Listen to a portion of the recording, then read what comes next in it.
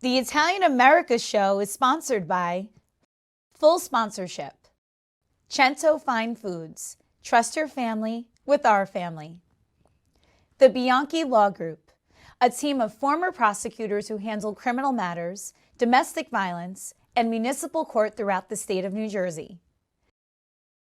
Dr. K, the management professor and author of Rockstar Manager, From Theory to Practice. The authors of the #1 international best-selling cookbook, Don't Cut the Basil, 5 Generations of Authentic Italian Recipes.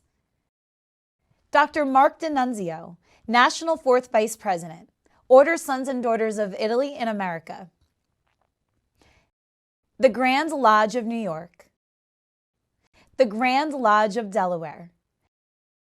The Grand Lodge of Ohio. The Grand Lodge of Virginia. The Grand Lodge of Rhode Island. The Grand Lodge of Maryland. The Grand Lodge of the Northwest, representing Oregon and Washington. Long Shot Productions, get back in the game. ACMT, Excellence in Aerospace Manufacturing. And by Silver Spring Capital. Silver Spring Capital Wealth Management is a proud and longtime supporter of the Order Sons and Daughters of Italy in America.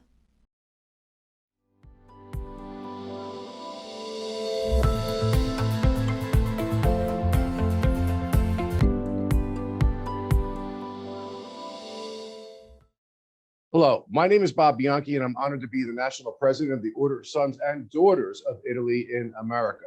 We are the largest and oldest Italian-American organization in the United States, and our men and women have donated tens of millions of dollars since our inception for numerous charities, disaster relief, scholarships for our youth, as well as our veterans causes, just to name a few. But something that's also very important are our committees that we have in the Order Sons and Daughters of Italy in America. Then that includes the Women's Action Committee. And it's our deep belief that as an organization that we're not only assisting ourselves like we have since the inception of the organization, it's about helping a broader community at large.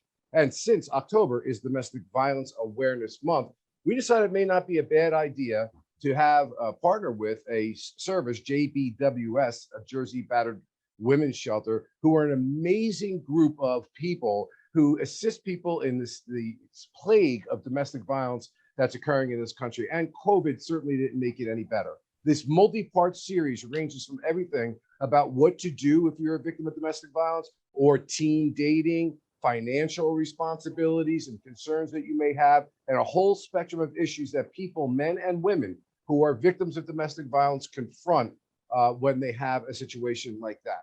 So Jersey Battered Women's Services, or JBWS, is a private nonprofit agency that provides safety, support, and solutions for abuse to anyone who lives or works in Morris County, New Jersey. From its grassroots beginnings in 1976, it has become the lead partner for the Morris Family Justice Center, a coordinated one-stop domestic violence resource provided by multiple service agencies. And their mission is the prevention of domestic violence through the protection and empowerment of the victim, the rehabilitation of family members, the advocacy for social reform to prevent partnered violence, and education of the public about domestic violence and its consequences. Joining us today is President and CEO Diane Williams. Diane, the floor is yours. Thank you so much for allowing me to be here. It is such an important topic. We are incredibly, incredibly fortunate in Morris County to have the support that we have in regard to the programs and services from corporations to foundations, to our legislators, to our community partners, our volunteers. We're just incredibly lucky, which really allows us to have that breadth of services. So it is not common for an organization to have the amount of services, but our supporters, our organization, our board of directors has really decided that we're going to throw everything that we can at this issue, so that we're going to be assisting the families that are currently impacted by the issue of domestic violence, but we're also going to be doing what we can to prevent these issues from happening, because there is a price.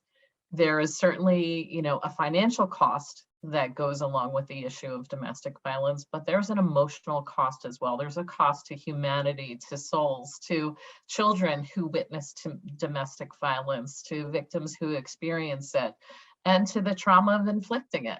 So there's no positives. So our energies are certainly looking at expanding our prevention work as well. Yeah, I mean, I think that even when you think about it, it ripples through all society, even including employers who have employees who are, they can't operate in a productive way. Something I didn't know that you did, and I'm really glad to hear you say this, because it's been something that I've spoken about, and I understood the pushback, but I thought it was just because you're just a lawyer, so what do you know? Is the abuser. And I have seen in multiple instances in my career and even in my personal life where you go to counsel somebody, like to say, hey, what are you doing this or speaking in this manner or in this fashion? And the abuser many times, and as a defense lawyer now who both represents plaintiffs and defendants in domestic violence cases, there's an opportunity to be able to speak to an abuser to explain, you need services, you need counseling, because many times they don't even recognize the abusive pattern. Many times could have been created from something they witnessed when they were children. Can you speak a little bit on that? Absolutely. What the statistics tell us is that if you grow up in a household where there's domestic violence, you're much more likely to either be a victim or someone who is using abuse in their relationship. And so for people who are perpetrating the violence, it is much easier sitting in a room with other people who have perhaps been charged with perpetrating domestic violence and have them hold you accountable versus someone else. So it is often that we have, because we typically work with about 300 people in our program that is Abuse Ceases Today. And that is really a group model that someone on day one is working potential, or week one is working with someone in week 25. And that person who is in week 25 is turning to that person that's there for week one and saying, I was in your shoes once, where I was not recognizing what I was doing to my family, to myself. And so, you're going to stick with the group, and you're going to see that once you recognize what you're doing, you have the ability and the power to change the future for yourself and for your family. And so it's really a powerful model to use with those that are using abuse in their relationships. And we have it because, like we talked about, anyone can be a victim of domestic violence. We have women who use abuse in their relationship. So we have very specific groups for men, and we have specific groups for women. And we also have groups for adolescents, because sometimes adolescents will start using abusive behaviors in their dating relationships, or they will actually be abusive to their parents. And so we really try and intervene early so that we can talk about accountability and behavior change.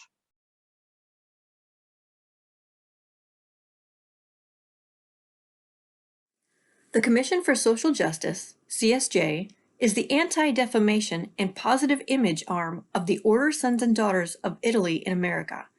The CSJ conducts campaigns at both community and national levels that support cultural and social issues of importance to Italian Americans, including the preservation of Columbus Day and his legacy. For more information on the CSJ or to donate, contact us today. What's the secret to my famous margarita pizza? Fresh basil, fresh mozzarella, and cento. People ask my wife, what's the secret to your bolognese? A little of this, a pinch of that, and cento. Grandma passed on 2 family secrets. Saute, don't fry, and always cook with cento. It's no secret that the best tasting dishes use cento, San Marzano tomatoes imported from Italy, with nothing added, just authentic flavor for authentic Italian cooking. Cento, trust your family with our family. What does the intervention look like? So, typically the first part is really an education about power and control. That wheel that I had up earlier, that information is also talked about when you're working with those that are using abuse as well, so that they recognize that these behaviors are not healthy behaviors for a relationship, They're not healthy behaviors for children to witness. And you think about, is this something that you want to perpetuate? Is this a legacy that you want to have moving forward? So you talk to them about those sorts of behaviors that are on there around accountability, around behavior change, and you figure out for each of them individually, there's a different sort of investment and leverage for why they might want to change their behavior. Maybe at some point they hope to be back in their relationship that they're not in. Maybe they just want to have a different relationship with their children, or maybe they've just come to the place that they've recognized that this behavior hasn't gotten them any positive consequences.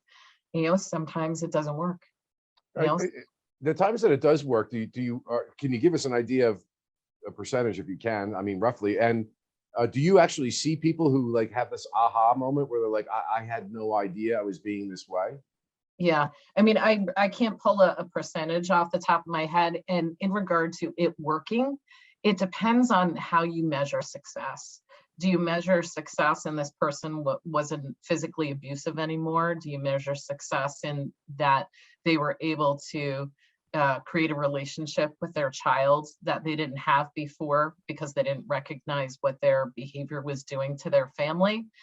So it's really one of the movements within this sort of work is how you can start to measure success, because it's not so very black and white. And the success stories are the ones that I talk about. We actually have a group of people who have gone through the program, who we call them, they're in our graduate program. And what they do is that is a voluntary sort of group that they want to continue to have on their own because they found so much value in meeting that they are just continuing to meet to provide support to each other. And at times they will come back and they will talk to the newbies, the ones that are coming through the group. So maybe they've been at a group for 6 or 7 years. They're still meeting. They're still providing support to each other, and they have gone out and they've done speaking engagements for us to kind of talk about that. And that's not an easy thing to do, is to stand up in front of a group of people and kind of show yourself out like that. Yeah, but it's a courageous thing. Dr. Mir, I'll get to you one second. I just want to follow up with one more area that I remember from back in my prosecutor days, and I guess each state may be a little bit different in how they handle this, but we had a heck of a time trying to convince vulnerable populations, especially those who were non-documented individuals that lived in Morris County, that they could avail themselves to law enforcement and domestic violence laws, and that they would not be prosecuted or detained for not being in the country, with documentation.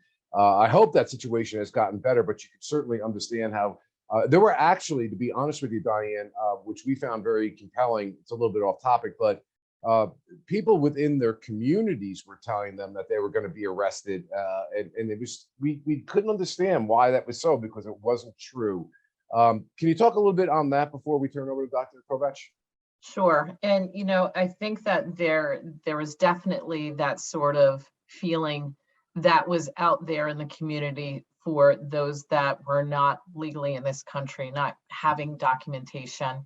And we really had to double our efforts to reach them. And so we didn't wait for them to come to us. We went to them, to the places where they felt safe.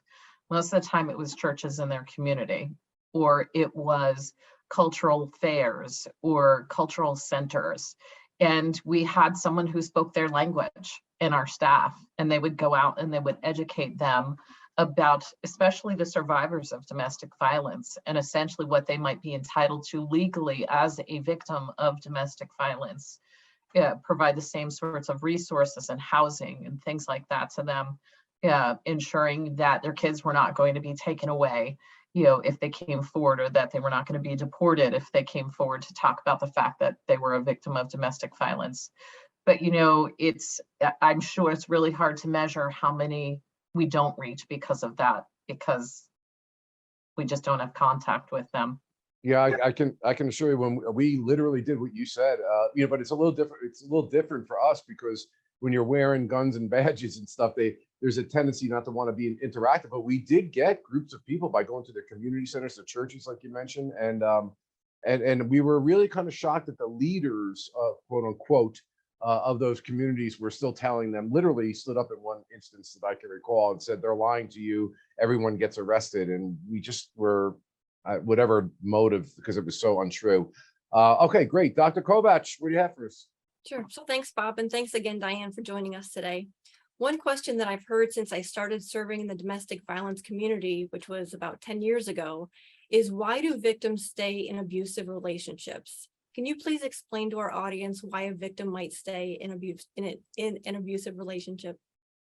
That's almost like a trick question. And so, and that question actually gets asked a lot. And my first response is, we shouldn't be asking that question, because just by asking that question, we're putting the blame on the victim for that abusive relationship. And the questions we should be asking are, why is that person perpetuating the abuse? But to answer just some of the rationales why people who are in those unsafe situations have not left them sooner, is that the number one reason is fear. And those fears are real, and they're based on their experience. You know, they've been abused, they have been manipulated, intimidated, assaulted. And so when someone says, if you leave me, I'm going to kill you and I'm going to kill the children, you know, which is not something uncommon, or I'm going to kill myself if you leave me. You know, so the number one reason that victims say that they stay as long as they stay is fear. Some of the other reasons that come up with survivors about why they've stayed in relationships that are unhealthy is a lack of access to resources, that they're afraid what's going to happen to them and their children if they have them, because they don't have anything to survive on. Sometimes it's religion. Their religion has told them that you should stay, you should work it out, you should listen to your spouse, you should, you know, do what they tell you.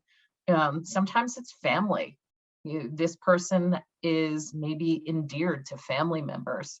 And so they'll get pressure from their own family or from extended family members to stay in a relationship. You know, so many times we're working with arranged marriages.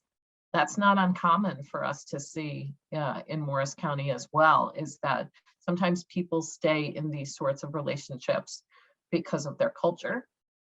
And then they have some real pressure from even their own family sometimes to stay in those arranged marriages. What can people watching or as bystanders do in their local communities to raise awareness and provide support? Oh, that's a great question. And I covered some of those things in one of our slides, but the biggest thing that you can do is not to be silent. Start having these conversations, because there's a lot of shame that is attached to being a survivor of violence.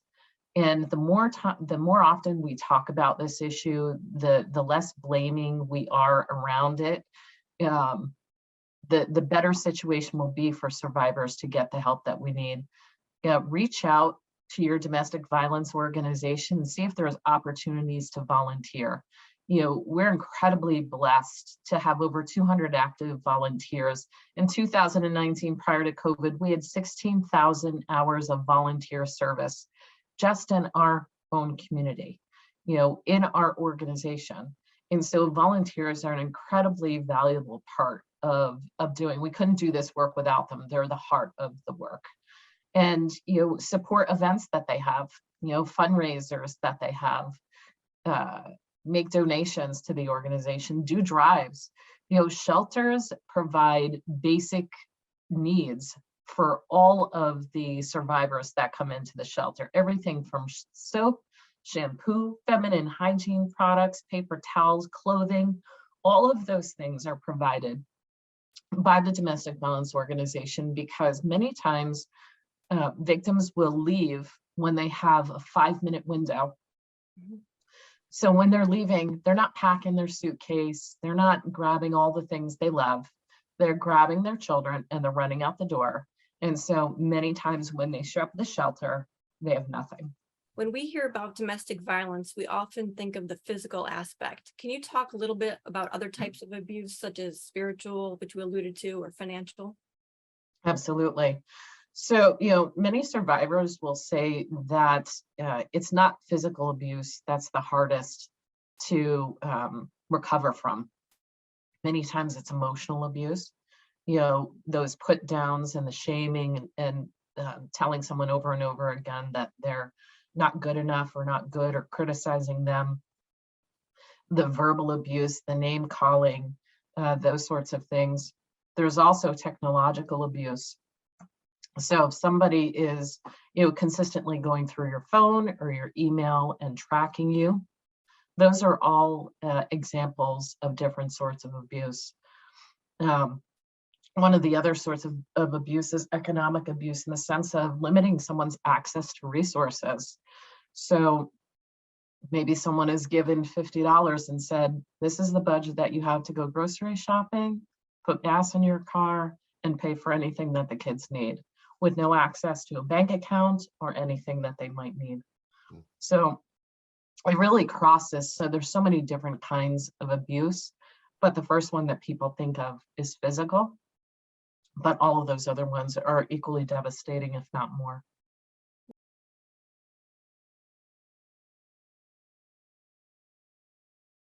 What's the secret to my famous margarita pizza?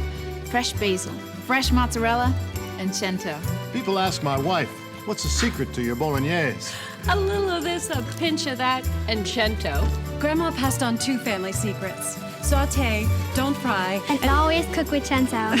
It's no secret that the best tasting dishes use cento, San Marzano tomatoes imported from Italy, with nothing added, just authentic flavor for authentic Italian cooking. Cento, trust your family with our family. The Sons of Italy Foundation is the philanthropic arm of the Order Sons and Daughters of Italy in America. It was founded in 1959 with the purpose of preserving Italian-American culture, encouraging educational excellence among Italian Americans, and assisting in other areas such as veterans causes and disaster relief. To date, the Sons of Italy Foundation has given tens of millions of dollars to these efforts. For more information on the foundation or to donate, contact us today. People, if they were interested in volunteering in their communities, obviously we would know where to do that in Jersey or certainly in Morris County. But since this is going to have both a national and international audience, what we're doing right now, what can they do to?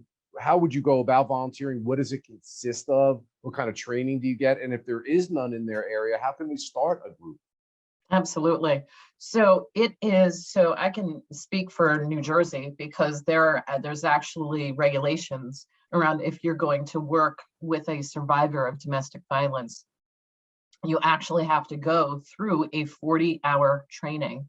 So that's a requirement of staff as well, that if you're going to do this sort of direct contact with people who are impacted by domestic violence, there's 40 hours of training, which really talks about some of the things that I talked about today, but goes a little bit more into depth. It's about providing empathy. It's about understanding boundaries. So many times people have the biggest hearts when they get into this sort of situation, and you just want to take people home. You just want to save them. So many times it is very similar, the training that we provide, to other states, that there's going to be requirements if you're going to be direct volunteering with survivors of violence, that you really have a knowledge base before you're, asked to do those things. There are plenty of other opportunities, and I'm sure they're very similar in other states, where we have people that come in and they sort through our donated goods. We have people that come in and they will clean up our grounds. They will make repairs or paint in our facility. We have professional businesses that will donate services to us. So they may come out. We are incredibly, incredibly blessed, because we won a construction contest with a construction company that was new to the area. So they actually donated them managing construction of wellness rooms in our safe house and in our transitional housing, so that both our survivors and our staff members, because doing this work is pretty intense. That's like a whole other webinar, by the way.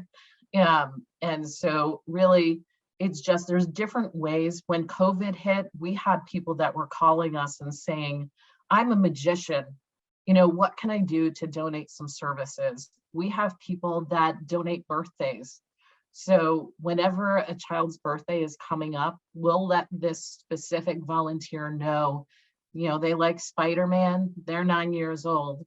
And what this volunteer does is bakes a cake, buys the decorations, and really a gift, and delivers those things to our safe house, because it's so incredibly important for children to have as normal experiences and celebrations as they can. There's so many different ways to help. Diane, just fascinating. I really appreciate it. Can you tell us what we can look forward to in the continuing series? I know that we have coming up economic and technological abuse, but anything else that we can look forward to? Absolutely. And I'm just so incredibly grateful to have this platform, because like I said, domestic violence grows in silence. So you doing this and getting this information out there to your people is incredible. So we have some really cool webinars coming up. One of the other things that we're going to be talking about is teen dating abuse education and prevention. So we're going to be presenting information. So if you're a parent, you definitely want to tune in to hear about what the signs of an unhealthy relationship looks like for a teenager and how you can intervene. And then we're also going to be talking about what efforts you can do with some of our youth out there, whether it's middle school, high school, or universities, and some of the work that we do around educating them around healthy and unhealthy. And then we're also going to have a presentation which is specific to working with those that are using abuse in their relationships. So many people are curious about that, curious about the work, curious about somebody who might do something like that, and also to what are some of the methods that you're trying to implement to stop that abuse from reoccurring. JBWS has always been a shining beacon of light in this area of darkness. And I am proud as the national president of the Order Sons and Daughters of Italy. We're the largest and oldest Italian-American organization in the United States, but that's not the special sauce. The special sauce with us is that we are local chapters. We are working in the community. We are volunteering. We are making a difference, donating money to our charities and disaster relief and our veterans causes. And you know what? This may become another cause of the Order Sons and Daughters of Italy in America, because it's a great one. So if you are interested in joining this organization that's making a difference in the lives of other people, then Order Sons and Daughters of Italy is the organization for you. Diane, thank you so much. Look forward to the next webinar. Thanks so much, Bob. Thanks, Mary.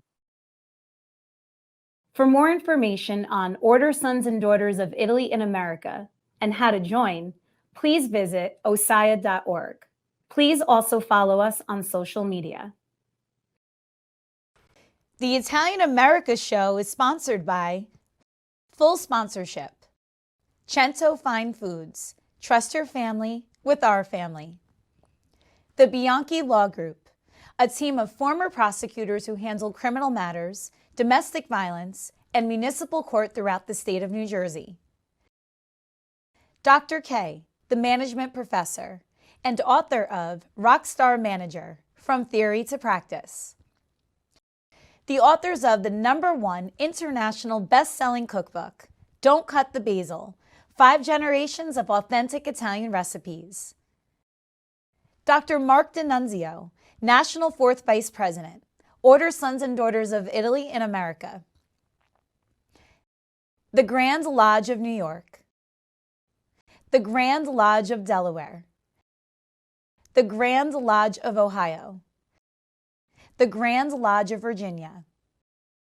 The Grand Lodge of Rhode Island.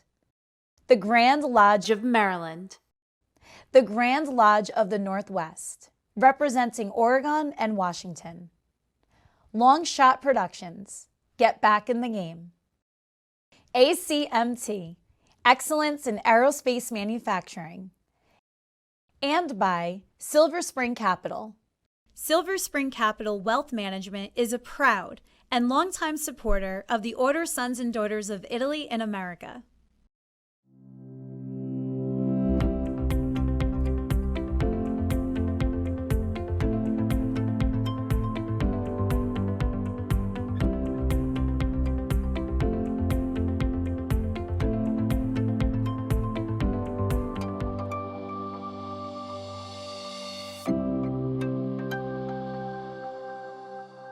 For more related topics in this series, please visit our YouTube channel, Order Sons and Daughters of Italy in America.